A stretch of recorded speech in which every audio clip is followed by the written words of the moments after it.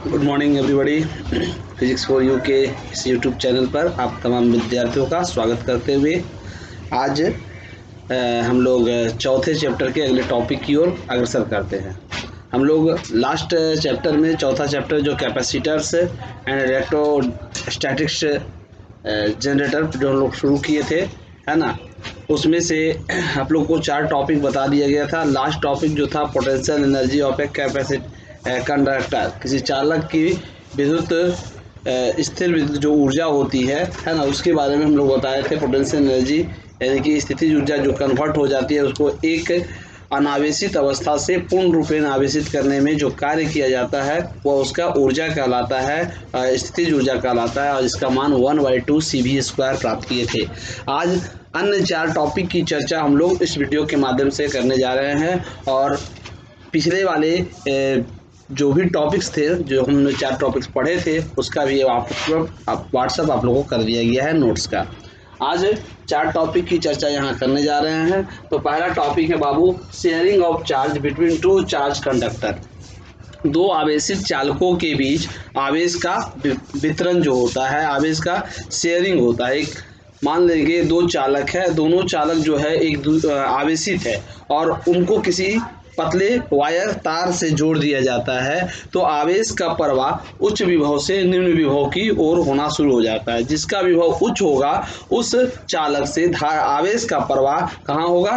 निम्न विभव वाले चालक की ओर होगा, और यह प्रवाह तब तक होता रहता है बाबू जब तक दोनों ओर का विभव समान ना हो जाए। यानी कि दोनों का जैसे ही पोटेंशियल कॉमन हो जाता है तो शेयरिंग ऑफ चार्ज जो है, यानी आवेश का जो वितरण है, वो रुक जाता है और दोनों का पोटेंशियल सेम हो जाता है।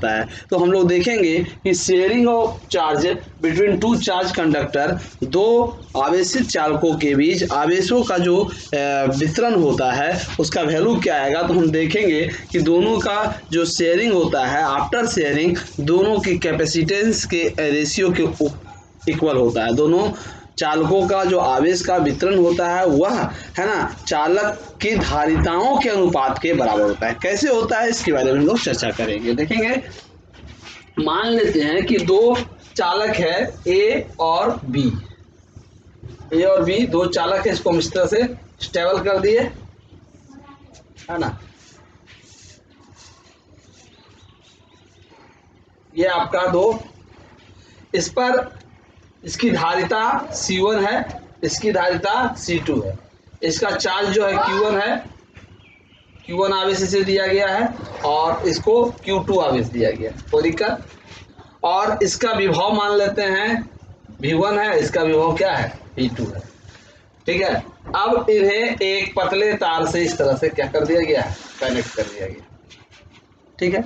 तो शुरू में इसका जो आवेश दिया गया Q1, जिसके कारण इसका विभव कितना होता है? V1, और इसकी धारिता कितना है? C1। तो आप लोग पढ़े हैं, है ना, Q1 जो होगा वो हो जाएगा C1 V1 होगा ना। Q बराबर CV, Q बराबर क्या होता है? CV, है ना। तो Q प्रोपोर्शनल टू V या Q बराबर CV, तो Q1 जो हो जाएगा वो क्या हो जाएगा? C1 V1। पहले चालक A के लिए, जब तार से नहीं जोड़ा गया तब, तार से जोड़ने से पहले इसकी जो आवेश होगा Q1 बराबर होगा C1 V1, और दूसरा का आवेश जो हो जाएगा उसी तरह से Q2 बराबर C2। कोई दिक्कत? यानी कुल आवेश कितना हो जाएगा? Q1 प्लस Q2, यानी C1 V1 प्लस C2, दोनों को जोड़ दिए। ये क्या दिया?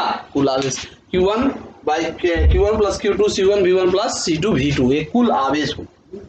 अब हम इसको एक पतले तार से जोड़ देते हैं। जैसे ही पतले तार से जोड़ेंगे तो आवेश का प्रवाह उच्च विभव से निम्न विभव की ओर, high potential to low potential, है ना। हाई पोटेंशियल जहां होगा वहां से आवेश का प्रवाह लो पोटेंशियल की ओर होगा, और तब तक होगा जब तक का दोनों ओर का पोटेंशियल कॉमन ना हो जाए। मान ले कि पोटेंशियल क्या हो गया? V हो गया। जैसे ही कॉमन हो गया, इसका भी V हो गया, इसका भी V हो गया। इस स्थिति में क्या हो गया? ये आवेश का प्रवाह रुक गया। तो कॉमन पोटेंशियल जब V हो गया, है ना, तो हमारा देखेंगे V बराबर जो होगा कुल आवेश बटा कुल धारिता, कुल आवेश बटा कुल धारिता होता है। तो कुल आवेश क्या है? Q1 प्लस Q2, और कुल धारिता क्या लेंगे? C1 plus C2। Q1 का वैल्यू कितना है बाबू? Q1 प्लस Q2 का value C1 V1 plus C2 V2 और यहाँ से हो गया C1 प्लस C2। ये उभयनिष्ठ विभव हो गया जो तार के जुड़ने के बाद है। अब मान लेते हैं कि तार को जब जोड़े बाबू तो आवेश का प्रवाह हुआ, तो आवेश का प्रवाह तार के जुड़ने के बाद अगर मान लेते हैं कि इस पर आवेश अब क्या रह जाता है, कैपिटल Q1 रह जाता है A पर, और दूसरा पर क्या रह जाता है, कैपिटल Q2 रह जाता है। दोनों का विभव क्या है, कॉमन है अब V, दोनों का विभव क्या है, कॉमन है V है ना। तो V बराबर Q1 बाई C1 बराबर Q2 बाई C2 बराबर इसलिए क्योंकि V तो दोनों के लिए बराबर है। तो V विभव बराबर आवेश बटा धारिता। तो अब आवेश क्या रह गया, Q1। जब V विभव है तो आवेश क्या रह गया, Q1, और धारिता तो C1 ही है। V विभव रह गया तो आवेश क्या रह गया, Q2 बाई C2, है ना। तो ये आ गया, इससे आप निकाल देते हैं Q1 का वैल्यू निकाल सकते हैं बाबू। Q1 बराबर क्या आ जाएगा बाबू, जरा देखेंगे। Q1 बराबर VC1, Q1 का वैल्यू क्या आ गया, VC1। अब यहाँ से V का जगह हम क्या रखेंगे, C1 V1 plus C2 V2 बटा C1 plus C2 into C1। कोई प्रॉब्लम। उसी तरह से यहां से जब हम Q2 निकालेंगे बाबू तो Q2 बराबर क्या हो जाएगा, जरा ध्यान देंगे। Q2 बराबर जब निकालेंगे तो C2 V या VC2, फिर V का मान कुल विभव C1 V1 plus C2 V2 बटा C1 plus C2 into C2, ये हो गया। तो Q1 का वैल्यू निकाल दिए, Q2 का वैल्यू। ये क्या है, हम देखना चाह रहे हैं कि चालकों को जोड़ने के बाद उनके पास जो आवेश रह गया, आवेश का जो वितरण होना हुआ, उसका मान क्या है। तो उसका मान Q1 और Q2 माने हैं। Q1 का वैल्यू हमने ये निकाल दिया इतना, Q2 का वैल्यू इतना निकाल दिया। अब इन दोनों का अनुपात निकाल देंगे, है ना। तो Q1 और Q2 का जब अनुपात निकालेंगे बाबू, जरा देखेंगे Q1 बाई Q2। तो Q1 का वैल्यू यहाँ से बाबू C1 V1 plus C2 V2 बटा C1 plus C2 into C1, और यहाँ से Q2 का value C1 V1 plus C2 V2 बटा C1 plus C2 into C2। देखिए ये कैंसिल हो गया, यानी Q1 बाई Q2 बराबर क्या आ गया, C1 बाई C2। इसका मतलब क्या हुआ, आवेशों के वितरण, जब दो आवेशित चालकों को एक तार से जोड़ दिया जाता है तो जोड़ने के बाद उनका जो आवेश का वितरण होता है उसका अनुपात दोनों चालकों के धारिताओं के अनुपात के बराबर होता है ना। The ratio of their capacitance, sharing of charge जो बचा, शेयरिंग ऑफ चार्ज का जो रेशियो है वो क्या हो गया, दोनों के कैपेसिटेंस यानी दोनों के धारिताओं के अनुपात के बराबर होता है। ये था हमारा पहला टॉपिक आज का, ठीक है, कोई दिक्कत। चलिए, loss of energy in redistribution of charge. जब हम यहाँ कहता है loss of energy in redistribution of charge, आवेशों के पुनर्वितरण में आवेशों के पुनर्वितरण में ऊर्जा का ह्रास। जब दोनों चालकों को किसी तार से जोड़ा जा रहा है तो जोड़ने पर एनर्जी में थोड़ा क्या होता है, लॉस होता है, क्योंकि उच्च विभव से निम्न विभव की ओर आवेश का प्रवाह होता है और आवेशों के प्रवाह के क्रम में उसमें कुछ ऊर्जा में कुछ क्या होता है, लॉस हो जाता है। उस लॉस एनर्जी का क्या एक्सप्रेशन होगा उसको हम लोग को जानना है। Loss of energy in redistribution of charge, आवेशों के पुनर्वितरण में ऊर्जा का ह्रास क्या होगा, सो देखिए। तो उसी तरह से देख लेंगे कि मान लेते हैं कि दो चालक है ना, एक की धारिता C1 दूसरी की धारिता C2, एक को आवेश दिया गया Q1 दूसरे के आवेश दिया गया Q2, है ना, और उसके विभव क्या है V1 और V2। तो कुल आवेश है ना, कुल जो घनिष्ठ विभव हो गया V बराबर कुल आवेश बटा कुल धारिता, यानी C1 V1 C2 V2 बटा C1 प्लस C2, ये ना होगा, ये कुल विभव हो गया। तो पहले हम ये ध्यान देंगे कि जब हमने एक का माना Q1 दूसरा का उसके कारण विभव हुआ V1, उसके कारण धारिता है C1, दूसरा Q2 और विभव V2 और धारिता क्या है C2। तो तार को जोड़ने से पहले यानी आवेशों के वितरण से पहले उसका एनर्जी देखते हैं।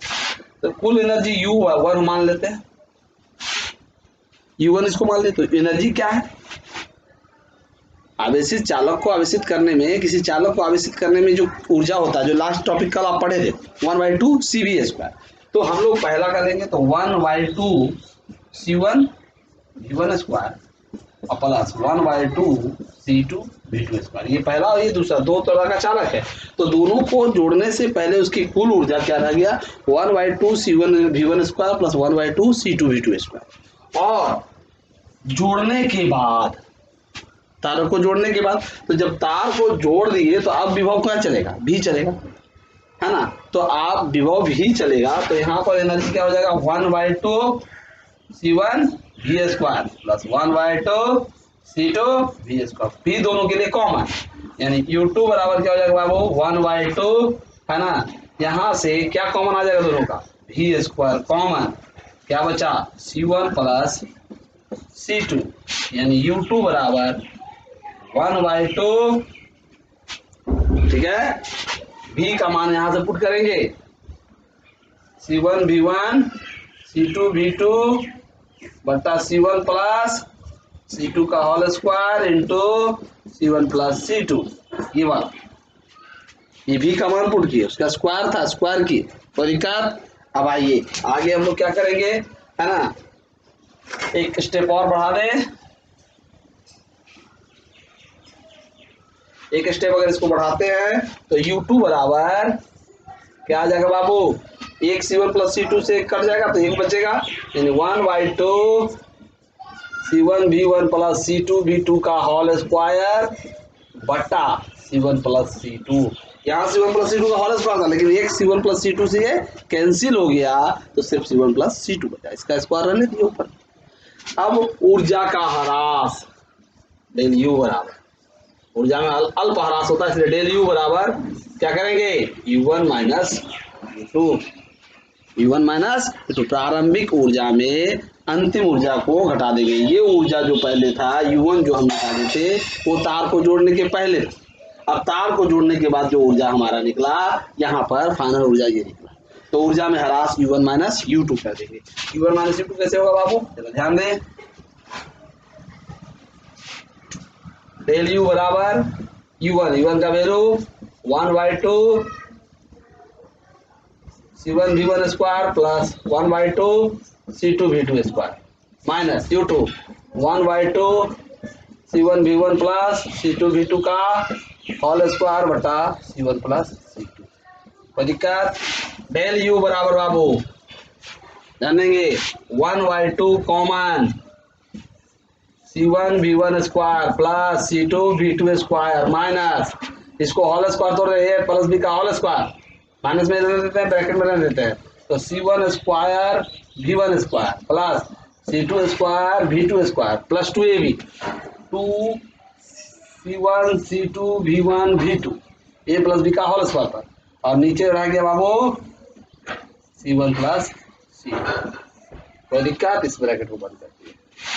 अब डेल U बराबर क्या आ जाएगा, 1/2 एलसीएम नीचे पूरा C1 plus C2, C1 plus C2, तो यहाँ से C1 प्लस C2 को, इसको पहले से गुना कर दे, तो C1 square V1² C1 C2 V2², फिर C2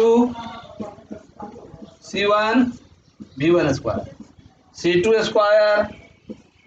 V2² माइनस, ये पूरा लिखा जाएगा, तो ब्रैकेट टूटेगा तो चिन्ह भी बदलेगा, C1² V1² plus minus minus C2² V2² plus minus minus, है ना बाबू, क्या आ जाएगा 2 C1 C2 V1 V2 बंद। अब देखिए C1² V1², एक प्लस में एक माइनस में, C2² V2² प्लस में और माइनस में, डेल U बराबर 1/2 कॉमन क्या निकलेगा, देखेंगे सब में C1 C2 है, तो सब में C1 C2 है तो कॉमन आ जाएगा C1 और C2 common, C1 C2 common, नीचे C1 प्लस C2, यहाँ से बचा पहले प्लस वाला V1² plus V2² minus 2 V1 V2, C1 C2 निकल गया, V1 V2 बचा, यानी डेल यू बराबर 1/2 C1 C2 C1 plus C2 V1 minus V2 का, और ये ऊर्जा में ह्रास का क्या निकल गया, व्यंजक निकल गया, है ना। दोनों को जब जोड़ देते हैं तो वह स्थिति में जो ऊर्जा का ह्रास होता है, रिडिस्ट्रीब्यूशन होने में, आवेशों के पुनर्वितरण होने में ऊर्जा का ह्रास का व्यंजक निकल गया। इसमें एक स्पेशल केस है बाबू कि यदि दोनों चालकों को समान रूप से आवेशित कर दे और उसके बाद तार से जोड़े, तो जब सर समान रूप से आवेशित कर दीजिएगा तो उस स्थिति में आवेश का प्रवाह नहीं होगा, क्योंकि दोनों का पोटेंशियल समान होगा। तो जब दोनों का पोटेंशियल समान होगा तो आवेश का वितरण यानी V1 बराबर V2 होगा। तो V1 बराबर V2 हो जाएगा बाबू, तो V1 में V1 घटेगा तो क्या हो जाएगा, जीरो हो जाएगा, यानी टोटल एनर्जी क्या हो जाएगा, जीरो। इसका मतलब है समान रूप से आवेशित दो चालकों के बीच ना तो आवेश का वितरण होता है और ना ही ऊर्जा का ह्रास होता है। जब दोनों चालकों का आवेश क्या हो, समान हो। समान रूप से आवेशित करने के बाद अगर हम तार से जोड़ते हैं तो आवेश का प्रवाह नहीं होगा और ना ही ऊर्जा का ह्रास। बराबर, ये दो टॉपिक आपको देखें।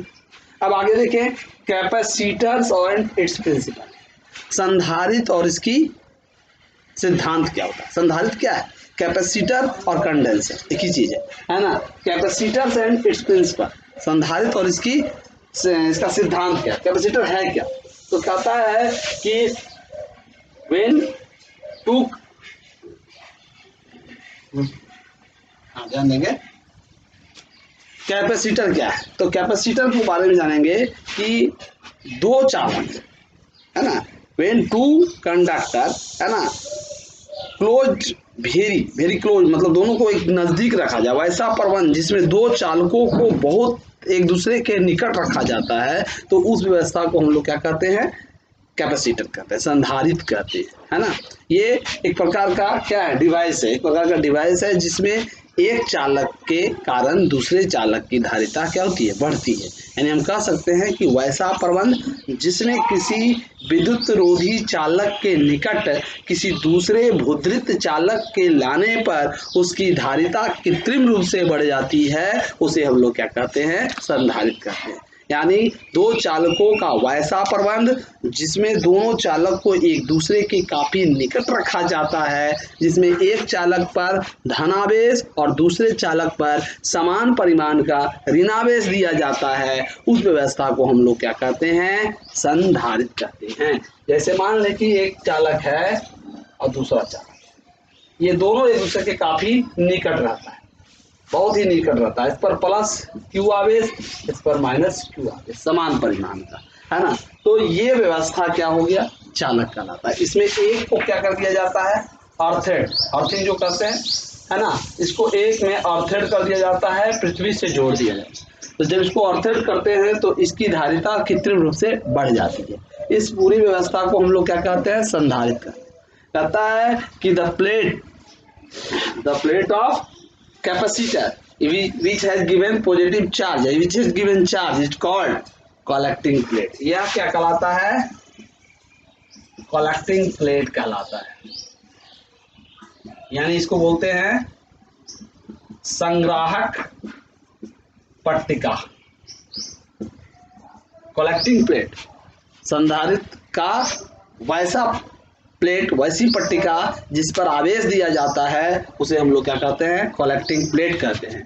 And the plate which has earthed, दूसरा संधारित्र की वह पट्टिका जिसे क्या कर दिया जाता है, मुद्रित कर दिया जाता है, वो क्या कहलाता है, कंडेंसिंग प्लेट।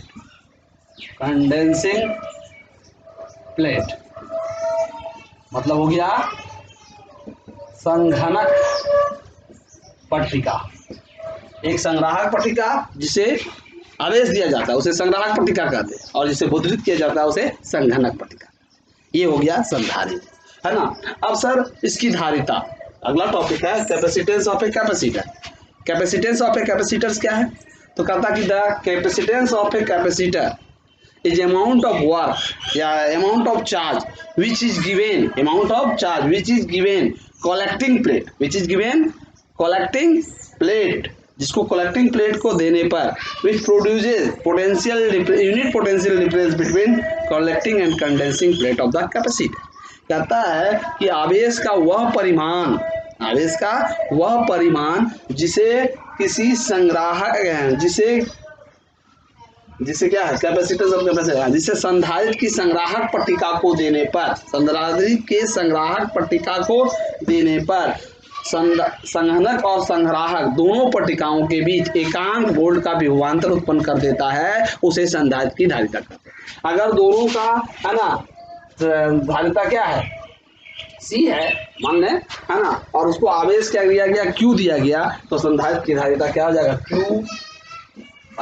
V वोल्ट का विभवांतर उत्पन्न होता है ना, V वोल्ट का विभवांतर उत्पन्न होता है, तो संधारित्र की धारिता C बराबर क्या हो जाएगा Q/V। यानी जो चालक की धारिता होती है वही संधारित्र की धारिता होती है, C बराबर Q/V है ना। लेकिन इसको डिफरेंशियल देने के लिए हम लोगों ने बताया कि the amount of charge which is given to collecting plate है ना, and which produces the unit potential difference between collecting and condensing plate of capacitor is called capacitance of capacitor, संधारित्र की धारिता कहलाती है ना। तो इस तरह से आपने सिवाय अब यह जो संधारित्र की धारिता है वो तीन बातों पर निर्भर करता है। सबसे पहले एरिया पर, प्लेट की एरिया पर, C प्रोपोर्शनल टू A, संधारित्र के प्लेट के क्षेत्रफल पर, जैसे जैसे क्षेत्रफल बढ़ेगा संधारित्र की धारिता बढ़ेगा। दोनों के बीच की दूरी पर, C inversely proportional to D, अगर दोनों के बीच की दूरी D है, ये जितना कम होगा जितना निकट होगा उसकी धारिता उतना ही अधिक होगा, यानी इनवर्सली प्रोपोर्शनल। ये कमेगा तो ये बढ़ेगा, दोनों के बीच की दूरी जितना कम होगा धारिता उतनी अधिक बढ़ जाएगी, वो दिक्कत। और तीसरा दोनों के बीच के माध्यम पर है ना, अगर एब्सोल्यूट माध्यम हम रख दे, एब्सोल्यूट नॉट या एब्सोल्यूट माध्यम रख दे सिर्फ है ना परावैद्युत माध्यम, तो उस स्थिति में C प्रोपोर्शनल टू एब्सोल्यूट, यानी किसी परावैद्युत माध्यम को रखने पर दोनों प्लेटों के बीच उसकी धारिता बढ़ती है। यानी तीनों को एक साथ जब आप लेंगे तो ये हो जाएगा C proportional to A absolute by D। A की जगह S भी लिखते हैं तो इसको ऐसे लिख सकते हैं एब्सोल्यूट S बाई D, और एब्सोल्यूट की जगह कहीं कहीं एब्सोल्यूट बराबर absolute not into absolute R लिया जाता है। एब्सोल्यूट आपेक्षिक परावैद्युता, ये एब्सोल्यूट नॉट हो गया माध्यम निर्वात की परावैद्युता, एब्सोल्यूट R हो गया रिलेटिव परमिटिविटी यानी कि आपेक्षिक परावैद्युता। तो एब्सोल्यूट R अगर हवा लेते हैं, माध्यम निर्वात लेते हैं तो एब्सोल्यूट R बराबर 1 हो जाता है और एब्सोल्यूट बराबर एब्सोल्यूट नॉट लेते हैं। तो इस तरह से संधारित्र की धारिता तीन बातों पर निर्भर करती है। अब अगले चैप्टर में, अगले वीडियो में हम लोग इतना का आपको व्हाट्सअप कर देते हैं नोट्स, आप लोग नोट डाउन कर लीजिएगा और वीडियो के माध्यम से समझ लीजिएगा। और अगले माध्यम में अगले जो वीडियो हम लोग पढ़ेंगे वो वीडियो में हम लोग देखेंगे क्या, उस वीडियो में टाइप्स ऑफ कैपेसिटर्स कितने प्रकार के होते हैं इसके बारे में जानेंगे, और प्रत्येक कैपेसिटर का कैपेसिटेंस कैसे ज्ञात किया जाता है उसकी चर्चा की जाएगी। तो इतना आप लोग उतार लेंगे है ना, और बेहतर ढंग से समझने का प्रयास करेंगे। उम्मीद है आप लोग को यह वीडियो भी पसंद आया होगा। तो अब तक जो वीडियो को लाइक नहीं किए हैं वो लाइक करें और सब्सक्राइब करें तथा बेल आइकन को भी अवश्य दबाएं, ताकि जल्द से जल्द जो भी यूट्यूब के माध्यम से हमारा वीडियो बनेगा वो पहले आपके पास पहुंच जाएगा। ठीक है, धन्यवाद आप सभी बच्चों का जो इस तरह से वैश्विक महामारी में है ना पढ़ने के लिए तैयार हैं और ऑनलाइन के माध्यम से आप लोग घर पर बैठकर पढ़ाई कर रहे हैं। सभी का धन्यवाद।